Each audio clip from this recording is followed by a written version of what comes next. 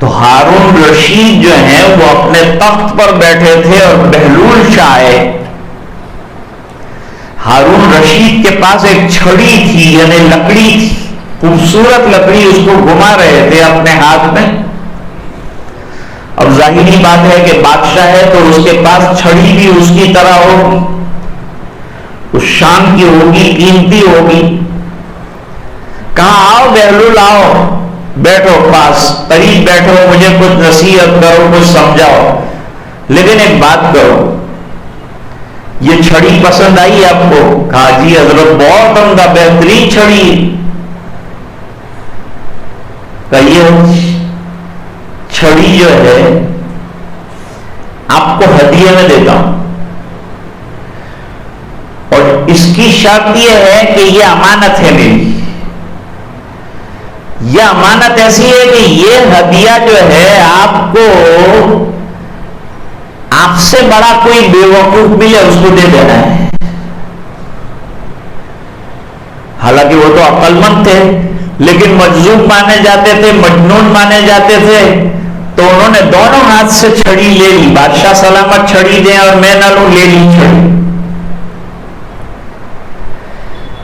ایک عرصہ دراز ہو گیا، بات آئی گئی ہو گئی، معاملہ ختم ہو گیا. عرصہ دراز کے بعد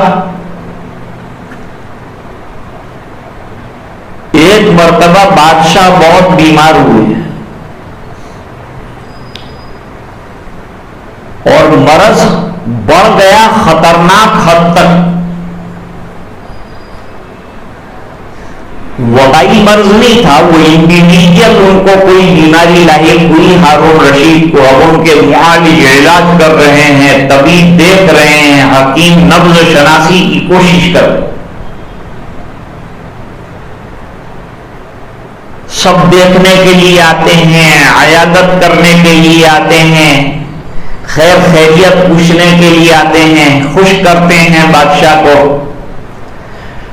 لیکن طبیب نے جواب دے دیا کہ بھئی اب یہ زیادہ بچ نہیں سکتے، ان کا وقت آ چکا ہے دنیا سے جانے کا. اب اس زمانے کے اندر یہ بڑے بڑے اسپتال اور قتل خانے نہیں تھے، چھوٹے چھوٹے طبیب ہوا کرتے تھے، حکیم ہوا کرتے تھے. وہ اپنے چھوٹے موٹے نسخے جو ہیں وہ دیا کرتے تھے اور اللہ اس کے ذریعے سے شفا بھی دے دیتے تھے، اور ایسی خطرناک بیماریاں بھی اس زمانے میں نہیں تھیں.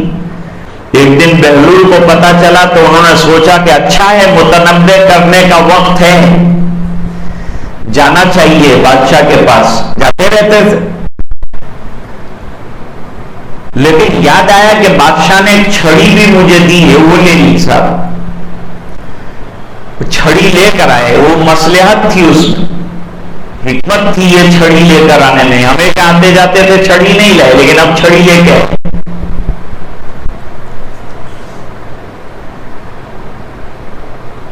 بادشاہ نے کہا آؤ بیٹھو، کیا حال ہے؟ کہا میں تو ٹھیک ہوں الحمدللہ. آپ کا کیا حال ہے؟ کہا میں تو سفر پہ جا رہا ہوں.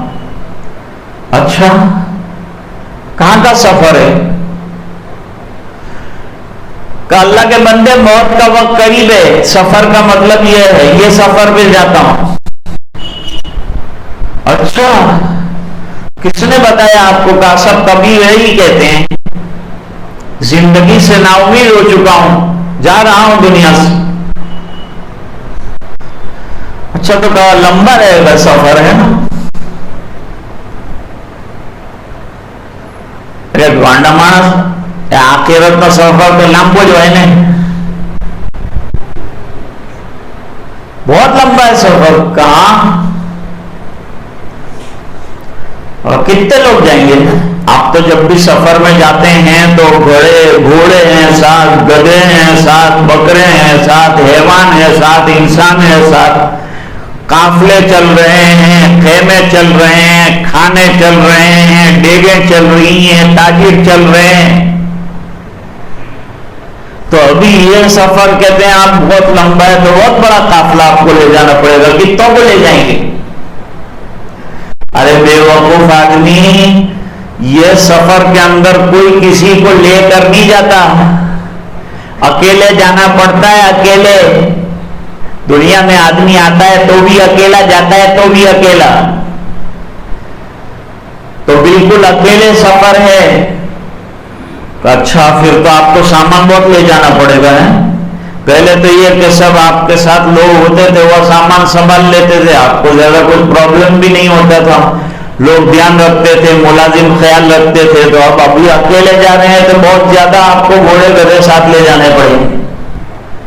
اللہ کے بندے وہاں گھوڑے گدھے کام نہیں آتے، تو کافی پیسہ وغیرہ زیادہ آپ کو لے جانا پڑے گا، ہے نا؟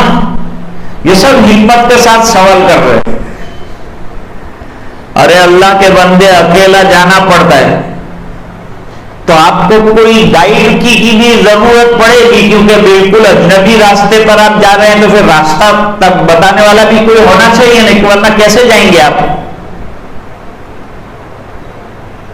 اللہ کے بندے وہاں کوئی گائیڈ نہیں، اعمال صالحہ کام آتے ہیں، وہ گائیڈ ہے، وہ نماز گائیڈ ہے، وہ روزہ گائیڈ ہے، وہ زکوٰۃ گائیڈ ہے۔ یہ سب چیزیں جو ہے آگے آگے چلتی ہیں اور آگے لے کے جاتی ہیں اور کامیاب کرتی ہیں۔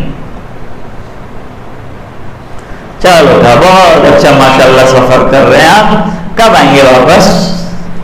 ارے بھائی یہ سفر میں آدمی واپس نہیں آتا، گیا تو گیا، واپسی کو بھول جاؤ، آنکھ بند ہوئی، قصہ ختم،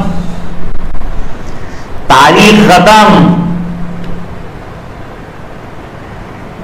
ایک ٹھوکر لگی زمین پر، ابھی تو بات کر رہے تھے، ابھی گفتگو کر رہے تھے، ابھی ہمارے ساتھ بات ہوئی، ابھی ملاقات ہوئی، اب ختم، سلسلہ ختم ہو گیا۔ بہلول اپنی جگہ سے اٹھے،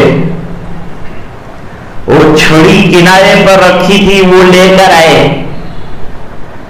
اور یوں کہا تھا کہ بادشاہ سلامت، یہ چھڑی آپ نے کسی زمانے میں مجھے دی تھی،